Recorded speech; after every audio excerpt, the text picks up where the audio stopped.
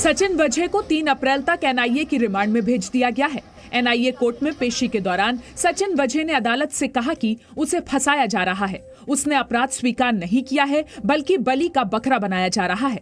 उसने कुछ नहीं किया है, बस वो वारदात की जांच कर रहा था। साथ ही कोर्ट से कहा कि पूरे मामले के पीछे एक बैकग्राउंड है जिसे वो कोर्ट को बताना चाहता है। जिसके बाद अदालत ने कहा कि वो इसके लिए अपने वकील से बात करे। वकील से बात करने के बाद ये तय हुआ कि सचिन वजह कोर्ट में लिखित में अपना बयान देगा। वहीं सूत्रों के मुताबिक एनआईए अब तक 35 लोगों का बयान दर्ज कर चुकी है।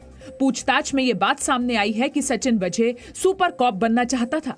पहले वो केस को प्लांट करता था, फिर उसकी जांच करता था, यानी सब कुछ प्लानिंग के तहत करता था।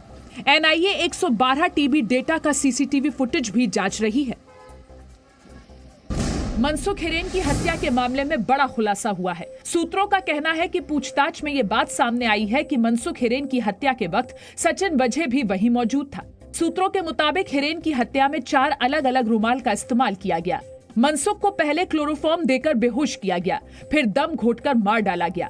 सूत्रों के मुताबिक मनसुख की हत्या के वक्त 3 से 4 आदमी मौजूद थे।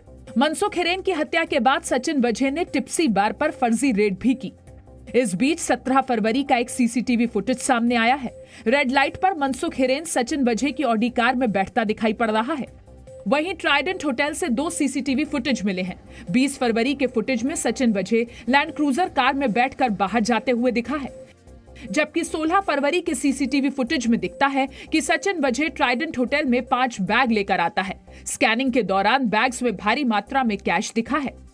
सूत्रों के मुताबिक सचिन वजह ने महाराष्ट्र एटीएस को पूछताछ में बताया है कि विस्फोटक से भरी स्कॉर्पियो में धमकी भरा खत उसी ने रखा था, जिसे विनायक शिंदे के घर के प्रिंटर से प्रिंट किया गया था। महाराष्ट्र में वजह विवाद पर मचे सियासी संग्राम के बीच प्रदेश के कैबिनेट मंत्री नवाब मलिक ने बीजेपी को चुनौती दी है। जी न्यूज से बात करते हुए नवाब मलिक ने कहा कि बीजेपी विधानसभा में अविश्वास प्रस्ताव लाए, वहीं उनके सवालों का जवाब देंगे।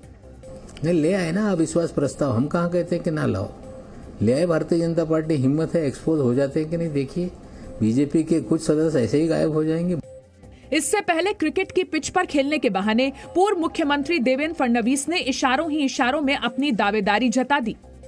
पेस बॉलिंग करणार आहे, उगली करणार आहे, आणि जेव्हा बॅटिंगला येईल त्यावेळेस शॉट्स देखील मारणार आहे। लूज बॉल मला मिळत आहेत कि ते बॉल सीमा रेषा पलीकडे मला पाठवावेच लागते। शिवसेना ने आरोप लगाया है कि बीजेपी राज्यपाल की मदद से महाराष्ट्र की गठबंधन सरकार को अस्थिर करने में लगी है।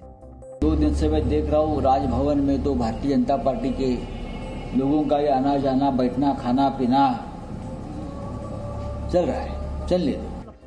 वहीं मुंबई के पूर्व पुलिस कमिश्नर परमबीर सिंह ने बॉम्बे हाईकोर्ट में याचिका दायर कर गृह मंत्री अनिल देशमुख के खिलाफ सीबीआई जांच की मांग की। साथ ही अपने ट्रांसफर के आदेश को भी रद्द करने की मांग की। पश्चिम बंगाल में विधानसभा चुनाव के पहले चरण की वोटिंग के लिए प्रचार का आज आखिरी दिन था।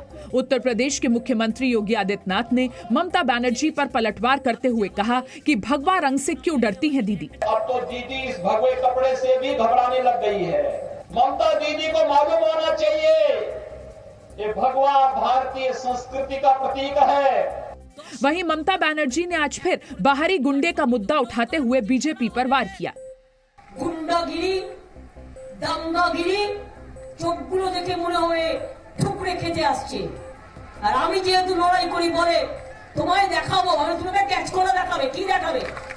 गृह मंत्री अमित शाह ने पूर्वी मिदनापुर में रैली की। शाह ने कहा कि अगर बंगाल में बीजेपी की सरकार बनेगी तो किसानों को एक मुश्त 18,000 रुपए दिए जाएंगे। हर किसान के घर में एक साथ 18,000 रुपया उसके बैंक अकाउंट में ट्रांसफर करने का काम ये भारतीय जनता पार्टी करेगा। पहले चरण के प्रचार के आखिरी दिन रक्षा मंत्री राजनाथ सिंह और फिल्म स्टार मिथुन चक्रवर्ती ने भी बीजेपी के लिए वोट मांगे। पश्चिम बंगाल चुनाव में पहले चरण की वोटिंग से पहले टीएमसी के नेता शेख आलम के बयान पर विवाद हो गया है, जिसमें उन्होंने कहा कि अगर 30% अल्पसंख्यक एक हो गए तो 4-4 पाकिस्तान बना देंगे। আমরা যদি 30% লোককে সারা ভারতবর্ষের 30% লোককে যদি এগ্রি করে দেওয়া হয় 4-4টা পাকিস্তান তৈরি হবে, একটা পাকিস্তানের बीजेपी ने टीएमसी नेता शेख आलम के इस बयान को लेकर ममता बनर्जी पर निशाना साधते हुए इसे तुष्टीकरण की राजनीति का नतीजा बताया है।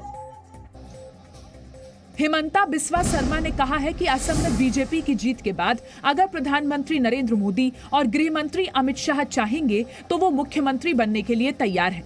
असम में पहले चरण की वोटिंग से पहले आखिरी दिन चुनाव प्रचार में मध्य प्रदेश के मुख्यमंत्री शिवराज सिंह चौहान ने कांग्रेस पर वार किया। जिन राज्यों में पहले गारंटी दी, एक भी गारंटी पूरी नहीं की। मध्य प्रदेश में कहा था कर्जा माफ करेंगे, कर्जा माफ नहीं किया।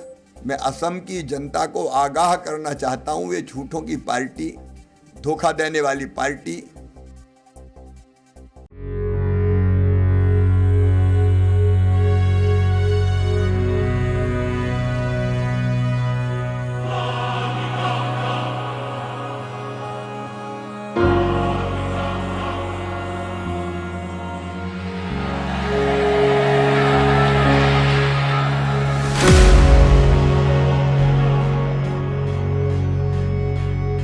Good evening and welcome to Z News Bulletin.